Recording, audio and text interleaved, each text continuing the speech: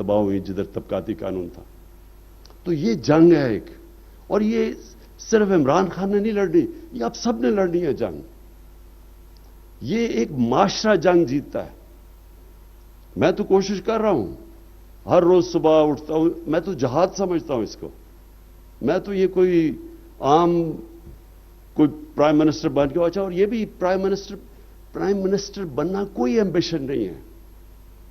Prime minister बन के पाकिस्तान को एक अजीम मुल्क बनाना एम्बिशन है।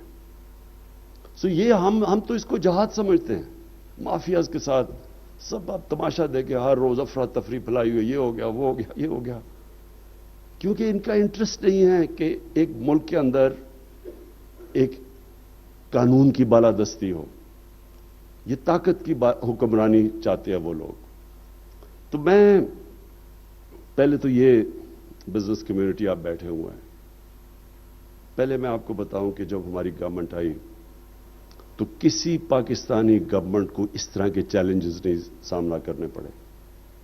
सबसे पहले किसी पाकिस्तानी गवर्नमेंट को इतने बड़े फिस्कल डेफिसिट और करंट अकाउंट डेफिसिट, यानी इतने बड़े खसारे पाकिस्तान की तारीख को किसी गवर्नमेंट को फेस नहीं करने पड़े। अगर वो हमारे दोस्त सऊदी अरेबिया, यूएई, चाइना वो हमें फंड्स ना देते तो हम डिफॉल्ट कर गए थे। हमारे पास पैसे नहीं थे देने के लिए जो हमारी लाइबिलिटीज थी, और हम कह भी नहीं सकते थे क्योंकि डर था कि रुपए के ऊपर प्रेशर ना पड़ जाए। हमारे पास तो रिजर्व ही नहीं थे रुपए को गिरने से रोकने के लिए। तो उससे बड़े मुश्किल वक्त से निकले, इकोनॉमी स्टेबलाइज हुई। फिर जो कि एक सदी में एक दफा क्राइसिस आता है, कोविड, वो आ गया। उससे निकल ही रहे थे, स्टेबल ही हो रही थी, कोविड आ गया। तो कोविड के अंदर जिस तरह पाकिस्तान निकला है, मेरे नहीं ख्याल में लोग पूरी तरह अप्रिशिएट करते हैं कि अल्लाह ने हमें किस तरह निकाला है उसमें से। अपनी इकोनॉमी भी हमने बचा ली, अपने लोगों की जानें भी बचा ली। दुनिया में देख लें कि क्या तबाही मचाई है कोविड ने। हिंदुस्तान हमारे से कितनी आगे उनकी ग्रोथ रेट थी, उनकी माइनसेस में ग्रोथ रेट चली गई।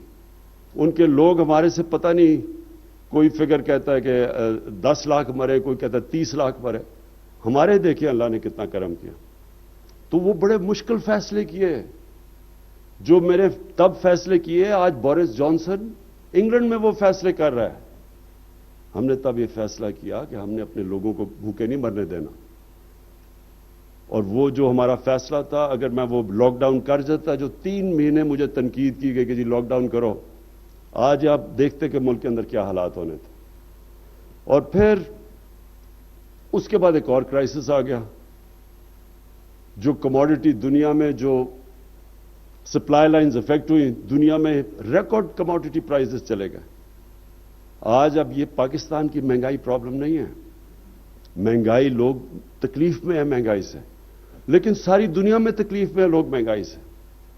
मैं वो देख रहा था, जो बाइडेन को डोनाल्ड ट्रंप अटैक कर रहा है कि महंगाई के ऊपर, बोरिस जॉनसन को पार्लियामेंट के अंदर उसके अपने एमपीज कह रहे हैं कि इतने गैस पता नहीं कितने गुना बढ़ गई है, और उसको महंगाई के ऊपर कर रहे हैं।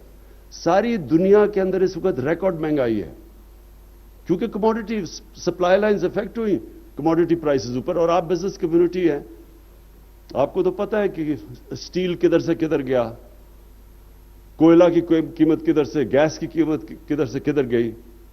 जो इंपोर्ट करते हैं यहां हम पाम ऑयल, वो दुगने से भी ऊपर चला गया। तो वो हमें फिर उधर से निकल के इंपोर्टेड इन्फ्लेशन हमारे मुल्क में आई और लोग तकलीफ में हैं। लेकिन इसमें पाकिस्तान क्या कर सकता था? अभी भी पाकिस्तान सस्ता है। हमारी पेट्रोल और डीजल की कीमतें देखें, तेल की, और कंपेयर करें हिंदुस्तान से, बांग्लादेश से, हम सबसे सस्ता मुल्क यहां भी। मुश्किल वक्त था, चैलेंजेस आए, और फिर अफगानिस्तान का चैलेंज आ गया। यह भी एक बहुत बड़ा शौक है। वहां से लोगों को अपनी करेंसी के ऊपर खौफ हो गया कि वो करेंसी गिर रही है, उन्होंने डॉलर पाकिस्तान से खरीदने शुरू कर दिए। यहां से डॉलर अफगानिस्तान जाना पड़ा, रुपए पे प्रेशर पड़ गया। तो ये एक ओवरऑल, मैं सिर्फ आपको समझा रहा हूं कि चैलेंजेस हमें कैसे फेस किए। लेकिन अल्लाह का शुक्र है, मैं सिर्फ आपको देना चाहता हूं स्टैटिस्टिक्स के बड़ी سارا وقت نیگیٹیوٹی آتی رہتی ہے، تو میں صرف آپ کو بتانا چاہتا ہوں کہ اس سب کے باوجود پاکستان کی جو ایکسپورٹس، وہ پاکستان کی تاریخ میں آپ سب جانتے ہیں 31 ارب ڈالر، یہ ہماری تاریخ کی سب سے زیادہ ایکسپورٹس ہیں۔ یہ ساری چیزیں جو پاکستان میں ویلتھ کریٹ کرتی ہیں، جس کی وجہ سے گروتھ ریٹ بڑھی ہے پاکستان میں۔ ریمیٹنسز، پاکستان کی تاریخ کی سب سے زیادہ 32 ارب ڈالر پہ ریمیٹنسز آئیں۔ ٹیکس ریونیوز، میں جب گورنمنٹ میں ہماری جب آئی تو میری ایمبیشن تھی، میں نے کہا پاکستان میں ہم 8,000 ارب روپیہ ٹیکس اکٹھا کریں گے، تو اس بار یہ ریکارڈ ٹیکس کلیکشن ہوئی ہے 6,000 ارب۔ 6,000 ارب سے اوپر ہماری ٹیکس کلیکشن ہے، اور صرف آپ یہ دیکھیں کہ ایک سال میں ہم نے 1,300 ارب روپیہ اضافی ٹیکس اکٹھا کیا اپنے ٹارگٹ سے۔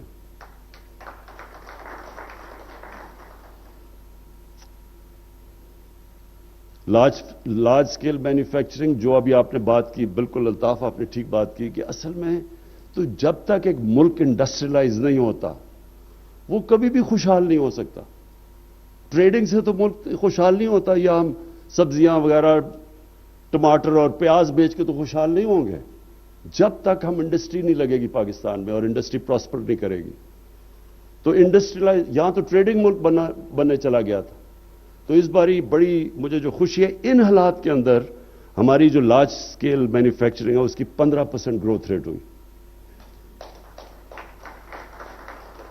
اور جو مجھے بڑی خوشی ہوتی ہے، کارپوریٹ پروفٹس، کارپوریٹ جو پروفٹس ہوئے ہیں پاکستان میں، ان حالات کے باوجود وہ 930 ارب روپے کے پروفٹس ہوئے ہیں۔ یعنی یہ آپ دیکھ لیں کہ اس طرح کے پروفٹس ان حالات میں بننا، تو کہتے ہیں کہ جی بڑی نااہل حکومت تھی، تو اگر نااہل حکومت تھی تو کووڈ سے بھی بچا لیا، بزنسز کو بھی بچا لیا، بے روزگاری سے بھی بچا لیا، اور کمپیئر کریں ہمیں ہندوستان سے، باقی ملکوں سے کمپیئر کریں جو ہماری طرح کے جن کے حالات ہیں۔ ہمارے سے تو خیر ہندوستان کے حالات بہت بہتر تھے۔ پھر پرائیویٹ سیکٹر کریڈٹ آف ٹیک، 10 سال میں سب سے زیادہ پرائیویٹ سیکٹر کی آف ٹیک ہوئی ہے 1138 ارب روپے کی۔ سو اس کا مطلب پرائیویٹ سیکٹر میں بزنس شروع ہوئی ہے۔ لیکن مجھے جو خوشی ہوئی ہے، جو ہماری فیوچر کی طرف ہم جا رہے ہیں، بالکل ہماری آئی ٹی سیکٹر، اس کو بالکل نگلیکٹ تھا، کیونکہ آگے تو ٹیکنالوجی کا دور آ رہا ہے، تو ہمارا 70% انکریز ہوئی ہے آئی ٹی کے ایکسپورٹس میں، 3.5 ارب ڈالر پہ پہنچی ہے، اور ابھی ہم نے شروع کیا ہے، ابھی انسینٹیوائز کیا ہے۔ انشاءاللہ آپ دیکھیں گے کہ جو اب ہم آئی ٹی کے اوپر کام کر رہے ہیں، تو اصل تو ٹیکنالوجی کی، اصل تو ویلیو ایڈ ٹیکنالوجی کے سیکٹر کے اندر ہے۔ لیکن جو مجھے یہ بھی بڑا خوشی ہوئی، کیونکہ اس کی وجہ سے ہم 2 وجہ سے بچے کووڈ میں۔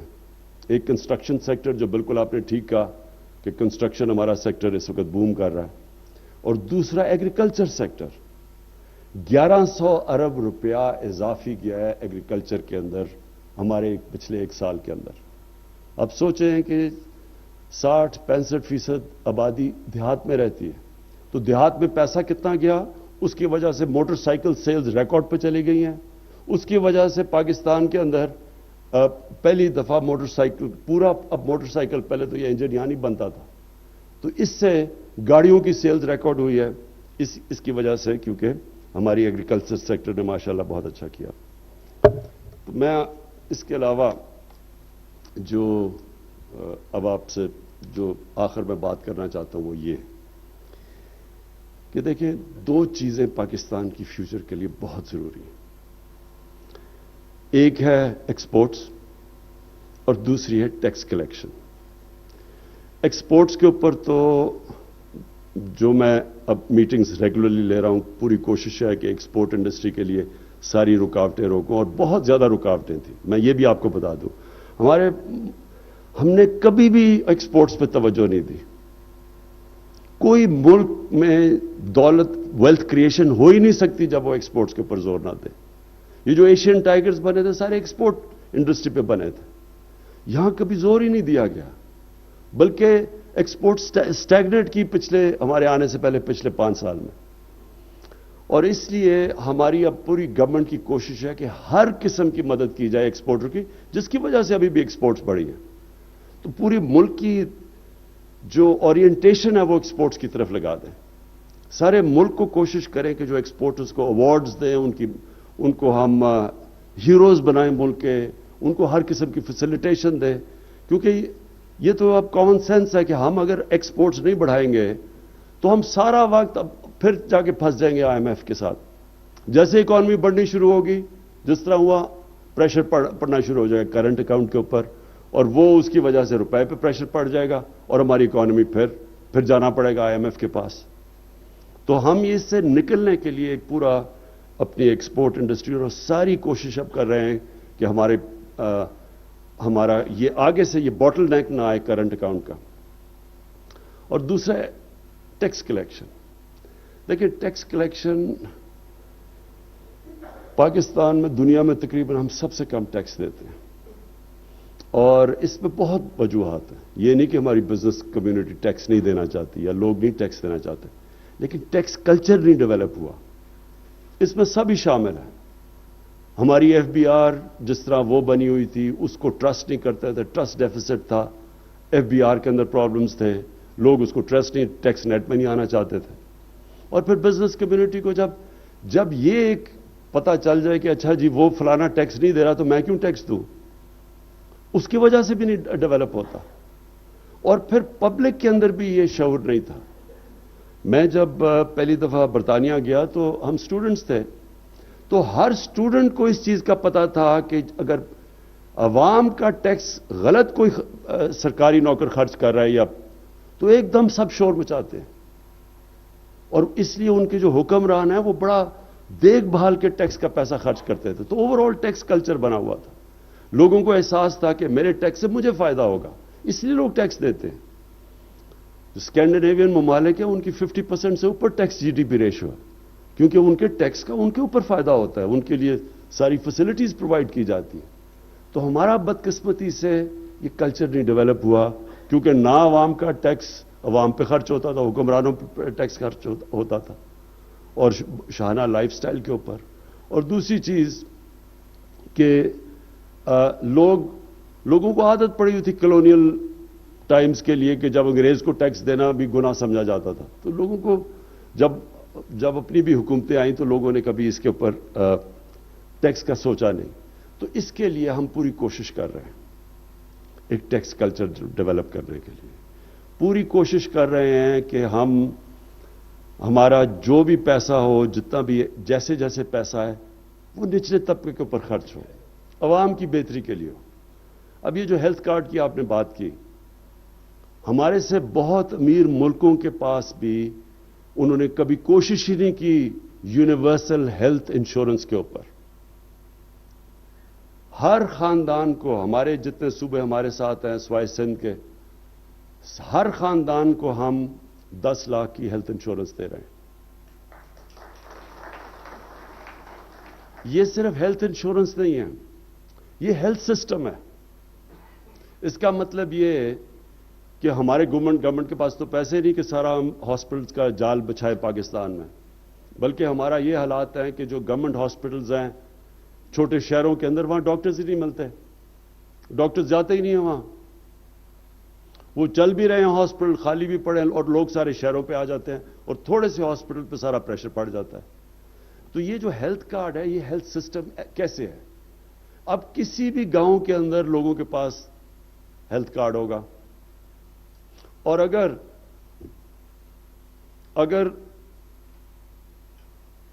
اگر وہاں گورنمنٹ ہاسپٹل صحیح کام نہیں کر رہا تو کوئی پرائیویٹ ہاسپٹل کھلے گا، لوگ ادھر چلے جائیں گے، کیونکہ کسی بھی ہاسپٹل میں ہیلتھ کارڈ سے جا کے اپنا علاج کروا سکتے ہیں. یہ صرف غریب لوگ ہی نہیں، یہ سفید پوش لوگ بھی، جو لوور مڈل کلاسز بھی ہیں، جن کے اندر کئی دفعہ ایک جھٹکا پڑتا ہے بیماری کا، سارا خاندانی غربت کی لکیر کے نیچے چلا جاتا ہے. ابھی مجھے بڑی خوشی ہوئی، مجھے میسج آئی ڈاکٹرز ہاسپٹل سے کہ پہلا انہوں نے ہیلتھ کارڈ کے اوپر ہارٹ ٹرانسپلانٹ کیا غریب آدمی کا. تو میں صرف یہ کہنے کا مقصد یہ ہے، کوشش میری کیا ہے، پہلے تو بزنس کمیونٹی کو پوری طرح فیسیلیٹیٹ کریں. یہ جو ابھی میں نے کارپوریٹ آپ کو پروفٹس بتائے ہیں، جتنی زیادہ پروفیٹیبلٹی ہوگی اتنی زیادہ انویسٹمنٹ ہوگی. کوئی خیرات کے لیے تو بزنس نہیں کرتا، بزنس تو تب کرتا ہے کہ اسے پروفٹ ملے. تو یہ آپ کو میں بتا دوں کہ ہماری گورنمنٹ کی پالیسی ہے کہ بزنس کو بزنس پروفٹس پورے بنائیں اور پھر بزنسز ٹیکس دیں تاکہ ہمارے پاس پیسہ آئے کہ ہم اور خرچ کریں انفراسٹرکچر کے اوپر تاکہ آپ کے لیے بہتری ہو، بزنس کے لیے آپ کی آسانیاں ہوں.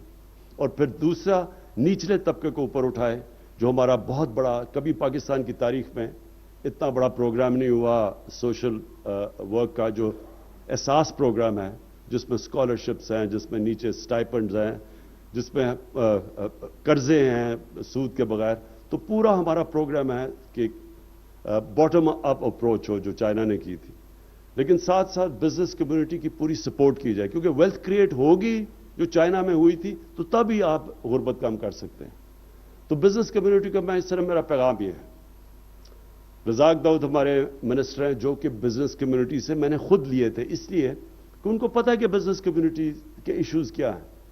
سو ہم سارا وقت ڈسکس کرتے ہیں. فائنانس منسٹر جو ہیں وہ 50 سال سے پاکستان کی بزنس کمیونٹی کے اندر ہیں، ان کو پتہ ہے کہ کیا ایشوز ہیں.